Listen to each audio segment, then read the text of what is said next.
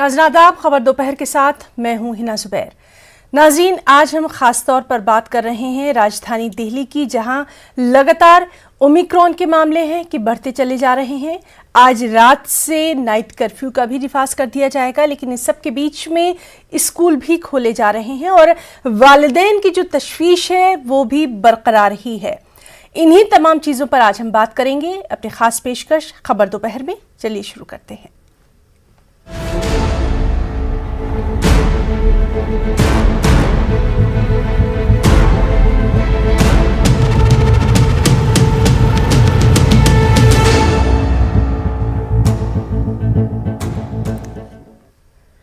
Corona के इब्तिदा में हमें हालात का अंदाज़ा नहीं था। यही वजह है कि अवाम और हुकूमत कोरोना के दौर में लाचार और बेबस नजर आए।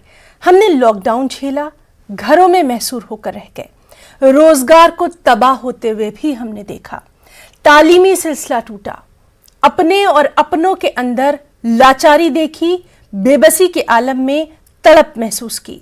हालात इतने अबतर हो गए कि अपनों को ना हम दफना सके, ना ही उनका आखिरी दीदार तक नसीब हो पाया।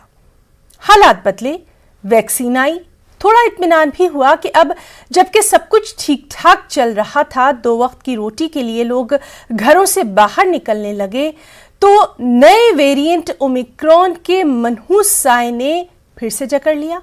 हालात ये हैं कि कई रियासतों में नाइट कर्फ्यू का निफाज है, दीगर पाबंदियां आयद की जा रही हैं, कई पर गौर खौस किया जा रहा है। इस वक्त राजधानी दिल्ली में सबसे ज्यादा केसेस देखे जा रहे हैं। ओमिक्रॉन और कोरोना के दीगर वेरिएंट के मरीज दिल्ली में ज्यादा देखे जा रहे हैं। दिल्ली हुकूमत ने आज से नाइट कर्फ्यू के निफाज का हुक्म जारी कर दिया है। दूसरी जानिब स्कूलों के खोलने की भी इजाजत दे दी है। अब हुकूमत और हुकूमत के नुमाइंदों से सीधा सवाल यह है कि और कितनों की कुर्बानी पेश की जाए। गर्द से लिपटी और फिजाई आलूदगी से परेशान दिल्ली में क्या मासूमों को बाहर भेजना दुरुस्त होगा? कोरोना के खौफ में डूबे वालिदैन पर क्या गुजरेगी जब वो अपने बच्चों को पुरखतर शहर के हवाले कर देंगे? क्या अब उन्हें कोरोना और ओमिक्रॉन का खौफ नहीं होगा? क्या अब उन्हें अपने बच्चों की सेहत का ख्याल नहीं आएगा? एक तरफ कोरोना, दूसरी जानिब नाइट कर्फ्यू, फिजाई आलूदगी भी। ऐसे में बच्चों को स्कूल भेजने का फैसला और कितनी कुर्बानी चाहिए, इसी पर आज हम बात करेंगे। तो कोरोना के हालात में जिस तरह से लगातार हम देखते रहे हैं, हालात अबतर हो गए थे। हमने लॉकडाउन को भी झेला था, लोग घरों में कैद हो गए थे, जो तालीमी सिलसिला था बच्चों का वो टूट गया था। लेकिन उसके बाद धीरे धीरे वैक्सीन आई, वैक्सीन आने के बाद हालात थोड़े बेहतर हुए। अब ओमिक्रॉन का खतरा लगातार बढ़ता जा रहा है। ख़ासतौर से अगर हम दिल्ली की बात करें तो दिल्ली में लगातार हम देख रहे हैं कि अगर कल की बात करें यानी इतवार की बात करें तो कोरोना के 290 केसेस आए थे। वहीं अगर सनीचर की बात करें 249 केसेस थे, जो कि 13 जून के बाद का सबसे बड़ा आदादशुमार आंकड़ा रहा। यानी सनीचर और इतवार में ही केसेस बढ़ते दिखाई दिए। इसके बाद हम ये भी देख रहे हैं कि जो रेजिडेंट डॉक्टर्स हैं उनकी हड़ताल जारी है। 142 ऐसे अस्पताल हैं दिल्ली की अगर हम बात करें जहां पर मेडिकल रेजिडेंट डॉक्टर्स की स्ट्राइक चल रही है। और चलिए इन्हीं तमाम हालात पर हम बात करेंगे। हमारे साथ मौजूद हैं मेडिकल एक्सपर्ट डॉक्टर सूद। डॉक्टर सूद, आपका बहुत वेलकम करना चाहेंगे अपने खास प्रोग्राम खबर दोपहर में, न्यूज़ 18 उर्दू के खास प्रोग्राम में। और सर, हम आपसे यही जानना चाहेंगे, जिस तरह से हम देख रहे हैं खास तौर पर ओमिक्रॉन के मामले बढ़ते चले जा रहे हैं, कोरोना के मामले जो हैं वो बढ़ते चले जा रहे हैं, एहतियात बहरहाल लाजमी है। इस सब के बीच में जिस तरह से स्कूल खोलने का एक फैसला लिया गया, क्या प्रिकॉशन जरूरी है अभी? देखिए, कोरोना के केसेस तो बढ़ रहे हैं। दिल्ली, झारखंड और हरियाणा में स्पेशली डबल हो गए हैं पिछले 7 दिन के मुकाबले में। और इसमें ओमिक्रॉन का अगर परसेंटेज देखा जाए बहुत लगातार बढ़ रहा है। और ये तो हम जान ही गए हैं कि ये 3 से 5 टाइम्स ज्यादा संक्रामक है, तो ये फैलता बहुत तेज से है और वो फैल भी रहा है। यूएसए में भी जैसे देखा 3% से 75% पूरे स्ट्रेन को रिप्लेस करने में इसने कोई ज्यादा समय नहीं लिया। 100 से ऊपर कंट्रीज, हमारे यहाँ पे 20 से ऊपर स्टेट्स अफेक्ट हो चुकी हैं। तो ये केसेस बढ़ रहे हैं। सिर्फ एक चीज है इसमें कि इसके लक्षण जो है वो इतने भीषण नहीं है, बहुत ज्यादा नहीं है लक्षण इसके, और इतने खतरनाक नहीं है कि आपको हॉस्पिटल में एडमिशन लेनी पड़े, और कोई डेथ रिपोर्ट नहीं हुई है। पूरे वर्ल्ड में ये देखा गया है कि इसके लक्षण तो कम आते हैं, पर अगर एक बार हॉस्पिटलाइजेशन की जरूरत पड़ जाए तो इसकी घातकता ओमिक्रॉन के डेल्टा या दूसरे स्ट्रेन से कम नहीं है। और वहां पे इतनी यूके के अंदर जो लोग हॉस्पिटलाइज कम हुए, पर जो हो गए उनमें मॉर्टेलिटी काफी थी, और मॉर्टेलिटी आ रही है उसमें जैसे डेल्टा में आती है या बाकी में। और ये एस्टिमेट किया गया है कि वहां पे अगर ऐसे ही चला ट्रेंड तो अप्रैल तक 25 से 75 हजार तक की मोर्टेलिटी हो जाएगी।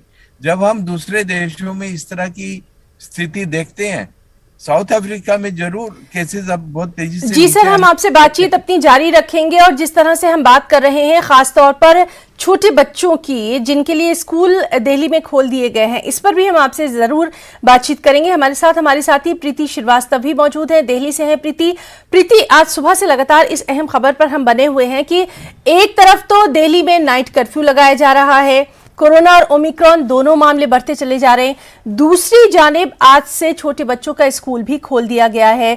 वहां पर आपकी कुछ पेरेंट्स से, कुछ वालिदैन से बात हुई होगी, क्या कुछ उनका यहां पर कहना है अपने बच्चों की सुरक्षा को, उनकी हिफाजत को लेकर?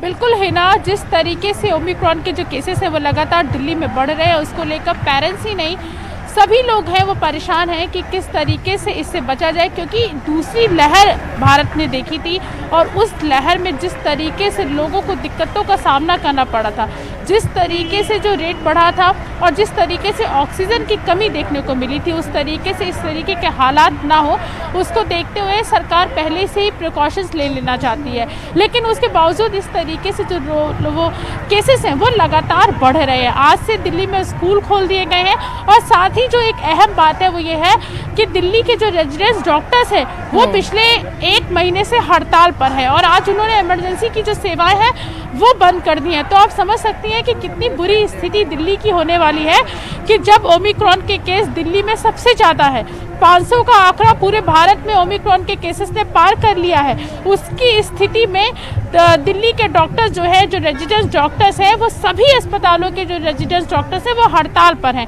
तो मरीज बढ़ते हैं तो उनकी देखभाल करने के लिए कौन होगा, ये एक बड़ा सवाल है। दूसरी बात ये कि 5 राज्यों में चुनाव होने वाले हैं।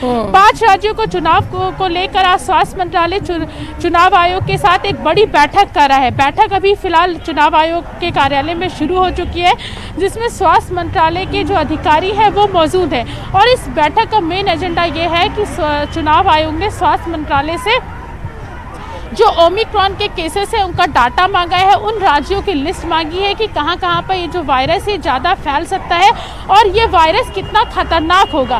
तो इन सब पॉइंट्स को देखकर जो स्वास्थ्य मंत्रालय है वो चुनाव आयोग को डाटा पेश करेगा, और उसके बाद चुनाव आयोग फैसला करेगा कि किस तरीके से जो नई गाइडलाइंस हैं उनको बनाया जाए। क्योंकि 5 राज्यों में चुनाव हैं, और जिसमें सबसे अहम चुनाव जो हो जाता है वो उत्तर प्रदेश का है, क्योंकि उत्तर प्रदेश सबसे बड़ा राज्य है। तो अगर उत्तर प्रदेश के साथ साथ जो 4 राज्यों में जो चुनाव होंगे उसमें रैलियां भी होंगी, रोड शो भी होंगे, और बड़ी संख्या में जो लोग हैं वो सड़कों पर उतरेंगे, तो ऐसे में अगर डेल्टा वायरस के जैसे दूसरी लहर में कोरोना फैला था और अगर ओमिक्रॉन भी इसी के जैसे फैल गया तो स्थिति जो है वो हाथ से निकल जाएगी। जैसे पिछली बार बंगाल के जब चुनाव थे और दूसरी लहर बंगाल के चुनावों के बाद ही, और इसीलिए आज हम खास तौर पर यहाँ बात कर रहे हैं कि ये तमाम तो हम सबकी कंसर्न है ही। स्कूल जो बच्चों के खोले जा रहे हैं उसको लेकर क्या ये वक्त सही है या फिर अभी थोड़ा सा और रुकना चाहिए था? इस पर भी हम आपसे जानकारी हासिल करेंगे। डॉक्टर सूद, मेडिकल एक्सपर्ट, हमारे साथ मौजूद हैं। डॉक्टर सूद, आपसे हम जानना चाहेंगे, हम ये भी देख रहे हैं कि लोग भी लापरवाह हो गए हैं। फर्स्ट डोज ले ली, सेकंड डोज ले ली, उनको लगा कि बस सब कुछ खत्म हो गया, अब तो हम बिल्कुल ठीक हैं, अब तो कुछ होने वाला नहीं है। जो कोरोना के प्रोटोकॉल्स थे उसको भी कहीं ना कहीं आम पब्लिक वो भूल गई है। तो हमें खुद अपना ख्याल किस तरह से रखना है ताकि हम इस जो ओमिक्रॉन नया जो वेरिएंट सामने आ रहा है उससे बच सके? कोविड अप्रोप्रिएट बिहेवियर करेंगे तो अगर हम उसको छोड़ देंगे, रिलैक्स हो जाएंगे, या हम ये दिखाएंगे कि हम लोग थक चुके हैं ये सब रिस्ट्रिक्शंस को मानते हुए, तो हम बहुत बड़े खतरे को एक न्योता दे रहे हैं।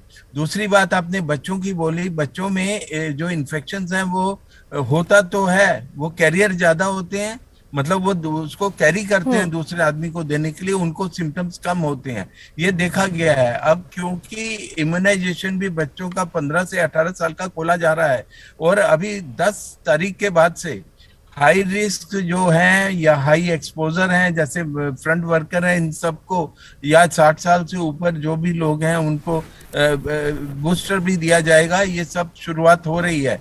पर जहां तक बच्चों का सवाल है, स्कूल खोलना अभी मेडिकल पॉइंट ऑफ व्यू से बहुत अच्छा डिसीजन नहीं है। बच्चों के स्कूल अभी जब हम देख रहे हैं रोज जो केसेस हैं वो 1.5 से 3 दिन के अंदर डबल हो रहे हैं, और इतनी स्पीड से डबलिंग हो रही है, इसलिए अभी ये इसके खतरा बहुत ज्यादा बढ़ जाएगा।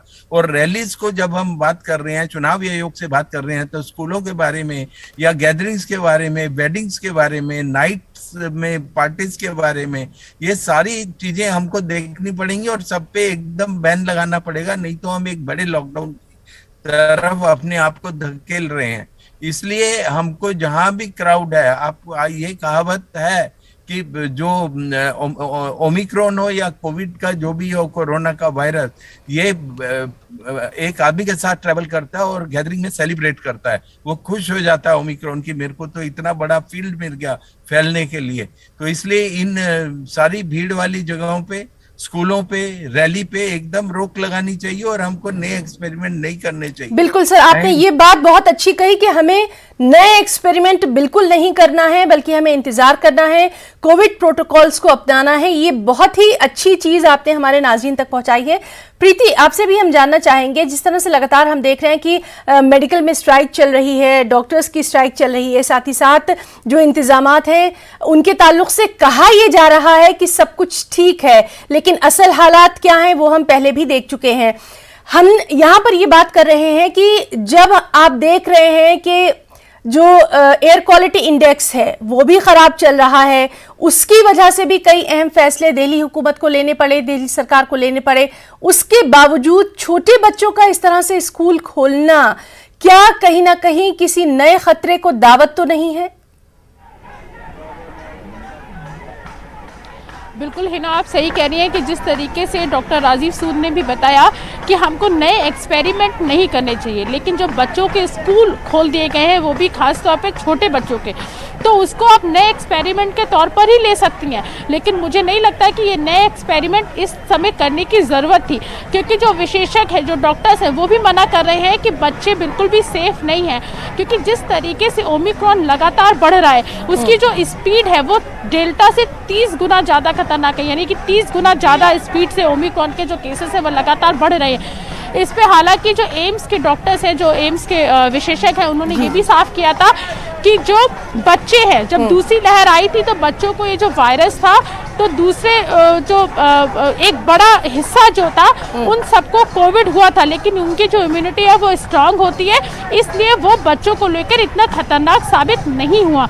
लेकिन जब एक तीसरी लहर आ रही है ओमिक्रॉन के रूप में, तो उसमें बच्चों पे किस तरीके से इफेक्ट डालेगी ये अभी कुछ कहा नहीं जा सकता है, क्योंकि इसके बारे में जो विशेषज्ञ है वो अभी रिसर्च ही कर रहे हैं। अभी इसका वायरस कैसा होगा, उसका स्वरूप कैसा होगा, वो कितना खतरनाक होगा, इसके बारे में अभी मोटा मोटा कुछ भी पता नहीं है। जो विशेषज्ञ हैं वो सिर्फ लगातार इस पे रिसर्च चल रही है, तो अभी कुछ भी निकल के सामने नहीं आया है। तो ऐसे में अगर बच्चों का स्कूल खोल दिया जाता है तो बच्चों के लिए ये खतरनाक हो सकता है। अभी तक ऑनलाइन क्लासेस चल रही थी, जिस तरीके से डेल्टा आया, ऑनलाइन क्लासेस चल रही थी, बच्चों के स्कूल बंद थे, तो ऐसा लगता है कि अभी जब केसेस लगातार बढ़ रहे हैं और दिल्ली जैसे शहर में जहाँ पे सबसे ज़्यादा ओमिक्रॉन के केसेस हैं, तो वहाँ पे बच्चों के स्कूल इस समय खोलना बिल्कुल भी सही साबित नहीं हो सकता। ये नया एक्सपेरिमेंट है और मुझे लगता है कि इनका जो नया एक्सपेरिमेंट है ये पूरी तरीके से फेल हो सकता है। और साथ ही अगर मैं पेरेंट्स की बात करूं तो पेरेंट्स भी इस डिसीजन से खुश नहीं हैं, क्योंकि उनको लगता है कि बच्चे जो है, भले ही बच्चों की इम्यूनिटी थोड़ी स्ट्रांग होती है, बच्चे हो सकता है कि उनको ये वायरस हो उसके बाद वो ठीक हो जाए, लेकिन बच्चों से जो उनके माँ बाप या उनके घर पे रहने वाले जो बुजुर्ग लोग हैं, जो दादा दादी बाबा वो लोग हैं, तो अगर बच्चों से उनको ये वायरस फैलता है तो उनको कैसे बचाया जाएगा। और साथ ही बच्चों के जरिए अगर ये वायरस तेजी से फैलता है तो उसको भी बिल्कुल प्रीति, आपने सही कहा कि एक्सपेरिमेंट का वक्त नहीं है, प्रिकॉशन का वक्त है, एहतियात का वक्त है। डॉक्टर राजीव सूद, हम आपसे जानना चाहेंगे, पीएम ने बहुत अच्छी बात कही कि बच्चों के लिए, जो खास तौर पर जो हमारे टीनेज हैं, उनके लिए वैक्सीन की शुरुआत हो रही है और स्कूल क्योंकि ये एज के बच्चे ज्यादा जा रहे हैं, इसलिए ये एक बहुत अच्छी शुरुआत के तौर पर हम भी इसको देख रहे हैं। लेकिन इस सब के बीच में हम ये भी देख रहे हैं कि स्पेशली दिल्ली में जो 5th क्लास है, 6th क्लास है, इन बच्चों की क्लासेस शुरू कर दी गई हैं।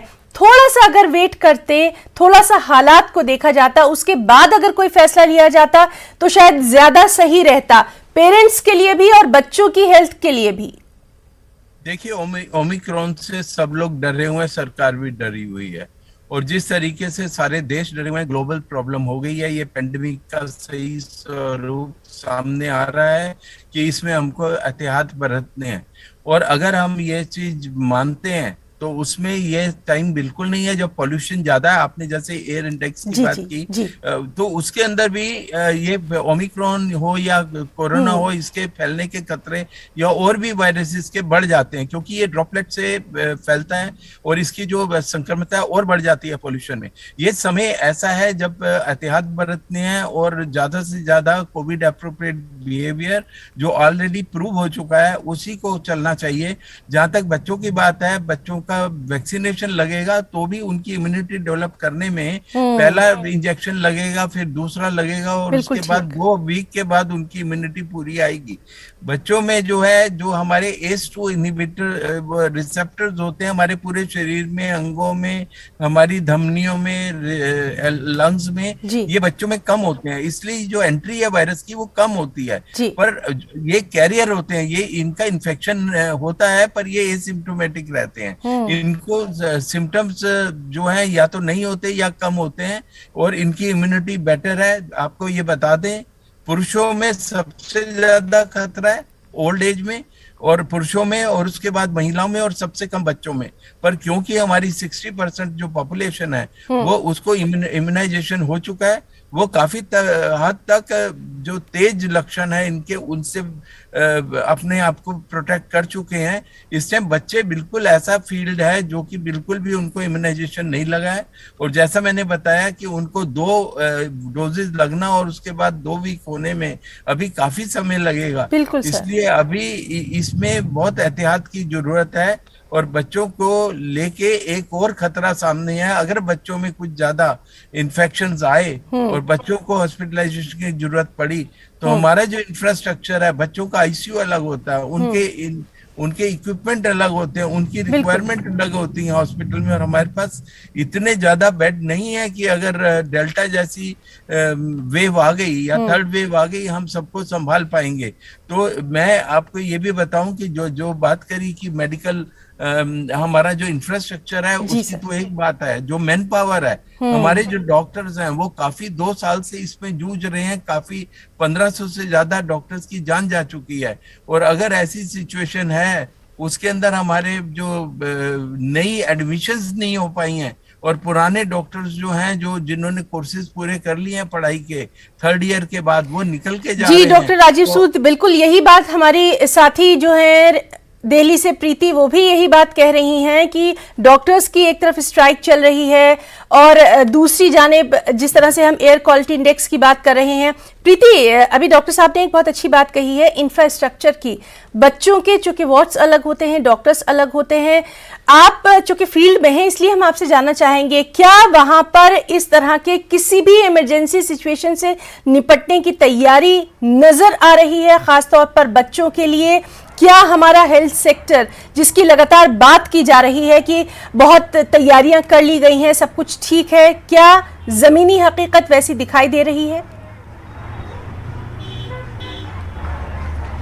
बिल्कुल, मैं आपको बता दूं कि जिस तरीके से स्वास्थ्य मंत्रालय दावा कर रहे हैं कि तैयारियां पूरी कर ली हैं, तो मैं आपको बता दूं कि अस्पतालों में, अगर मैं LNJP की बात करूं या मैं ITBT की बात करूं, तो अस्पतालों में इन्होंने बेड जो है वो रिजर्व कर दिए गए हैं कि सभी वार्ड में, सभी अस्पतालों में एक जो वार्ड है वो कोविड का जो पहले बनाया गया था उसको रिजर्व कर दिया गया है। ITBP में 650 बेड की व्यवस्था कर दी गई है। लेकिन बच्चों की अगर मैं बात करूं एक बार फिर से, तो बच्चों के लिए अगर आप सोचें कि कुछ अलग से बना दिया गया है, अलग से वार्ड बना दिए गए हैं, अलग से ऑक्सीजन कर दिए गए हैं, अलग से स्टोर करके रख दिया गया है, तो ऐसा कुछ भी नहीं है। बच्चों की अभी भी हमारे देश में बच्चों की, अगर मैं दिल्ली की बात करूं या मैं और भी देशों की बात करूं, तो बच्चों को लेकर जो अस्पतालों की जो संख्या है वो भी काफ़ी कम है। तो अगर ये जो वायरस ये बच्चों में फैलता है तो ये कह सकते हैं कि दिक्कत वाली बात हो जाएगी, क्योंकि बड़ों के लिए तो यहाँ पर इंतज़ाम किए गए हैं, अस्पतालों में वार्ड अलग से बनाए गए हैं, लेकिन बच्चों के लिए अगर आप बोले कि अलग से अस्पताल है या अलग से वार्ड है, तो ऐसा कुछ भी नहीं है। एक दो जो बच्चों के अस्पताल है, जैसे चाचा नेहरू की बात कर लूँ या तो गौतम बुद्ध नगर में अगर मैं बात करूँ GB की, तो कुछ अस्पताल ज़रूर है जो बच्चों को डेडिकेटेड वाले, फुल फ्रेम में बच्चों को डेडिकेशन वाले अस्पताल है। लेकिन अगर सभी अस्पतालों की बात करूँ कि सभी अस्पतालों में एक जो वार्ड है वो बड़ों के लिए और एक वार्ड बच्चों के लिए रिजर्व कर दिया गया है, तो ऐसी व्यवस्था यहाँ पे देखने को नहीं मिलती है। और जिस तरीके से जो अहम बात है आज, वो ये भी है कि जो डॉक्टर्स हैं, जो रेजिडेंस डॉक्टर है, वो हड़ताल पर हैं। वो पिछले 1 महीने से हड़ताल पर है और आज उन्होंने जो इमरजेंसी सेवाएं हैं वो भी बंद कर दी हैं। तो आप सोच सकती हैं कि कितनी बुरी स्थिति होगी कि दिल्ली में पहले OPD सेवा बंद थी और अब इमरजेंसी सेवाएं बंद कर दी गई हैं। रेजिडेंस डॉक्टर हड़ताल पर है, तो जो सीनियर्स डॉक्टर हैं, तो पूरा जो दामोदर है वो उनके कंधों पर आ गया है। लेकिन वो कितना संभाल पाएंगे, क्योंकि अगर जूनियर्स डॉक्टर्स नहीं होंगे, रेजिडेंस डॉक्टर्स नहीं होंगे, तो मुझे नहीं लगता कि अस्पतालों को संभाल पाना इतना आसान होगा। और वो भी उस समय में जब ओमिक्रॉन बिल्कुल चरम पर है, जो ओमिक्रॉन के लगातार जो केसेस लगातार सामने आ रहे हैं, 200 से 250 केस जो है वो दिल्ली में हो चुके हैं। तो ऐसी स्थिति में जिस स्पीड में ये केसेस बढ़ रहे हैं और जब इनको पता ही नहीं है कि ये कितना खतरनाक होगा या नहीं होगा, तो ऐसी स्थिति में ये कहना कि सरकार पूरी तरीके से तैयार है या सरकार ने पूरी तरीके से व्यवस्था कर ली है, मुझे लगता है ये बहुत जल्दबाजी होगा। जी बिल्कुल, और इसीलिए आज हम यहाँ पर ये डिस्कस कर रहे हैं, ये तज्जिया कर रहे हैं कि जिस तरह से स्कूलों को खोलने का फैसला किया गया, क्या वो सही है, उसके क्या कुछ नतायज निकल सकते हैं, क्यों नहीं हम कब्ल वक्त से पहले प्रिकॉशन ले लेते हैं। डॉक्टर राजीव सूद हमारे साथ लगातार मौजूद हैं। सर, हम आपसे यहाँ पर बहुत जल्दी जानना चाहेंगे कि किस तरह की एहतियात करनी है पेरेंट्स को, वालिदैन को, और खास तौर पर स्कूल का जो स्टाफ है उसको, दोनों के ताल्लुक से हम एज ए मेडिकल एक्सपर्ट आपसे जानना चाहेंगे। देखिए, सबसे पहले तो है बच्चे नटखट होते हैं और उनको संभालना, एक इतने दिन के बाद वो अगर स्कूल जाते हैं उनको संभालना मुश्किल तो होगा। दूसरी बात है कि जो बच्चे स्कूल जा रहे हैं उनके घर में पूरा इम्यूनाइजेशन कंप्लीट होना चाहिए। उनके घर में जो बेड कन्फाइंड लोग हैं, जो लोग बूढ़े लोग हैं या जो पेरेंट्स हैं, उनको जैसे यूपी गवर्नमेंट ने पहले किया था कि उन बच्चों, उनके पेरेंट्स को जल्दी से इम्यूनाइजेशन में देखना पड़ेगा कि वो पूरे इम्यूनाइज। जी बिल्कुल डॉक्टर सूद, आपका हम बहुत शुक्रिया अदा करना चाहेंगे, चूंकि वक्त अब हमें इजाजत नहीं दे रहा, लेकिन इस मौजू पर हम लगातार आपसे बात करते रहेंगे, अपने नाज़रीन तक पहुंचाते रहेंगे। प्रीति, आपका भी हम बहुत शुक्रिया अदा करना चाहेंगे। और नाज़रीन, प्रोग्राम खबर दोपहर में आज इस मौजू पर हमने बात करी। एक और अहम खबर, कोरोना वबा के दौरान बाहमी इमदाद और इंसार का जज्बा मुस्तहकम हुआ है। मुल्क इस वबा से मुत्तहिद होकर मुकाबला कर रहा है। टीकाकारी के ऐलान के के बाद हम बेहतर ताउन करें, जिससे हम कोरोना को मात देने की जानिब कदम बढ़ा सकें। नेटवर्क 18 इस मुहिम में हर कदम पर आपके साथ रहेगा। जब तक सभी महफूज नहीं तब तक कोई महफूज नहीं होगा। इस सोच की बुनियाद पर हमारी मुहिम संजीवनी का मकसद ये यकीनी बनाना है कि वैक्सीन पाना सभी हिंदुस्तानियों का हक है।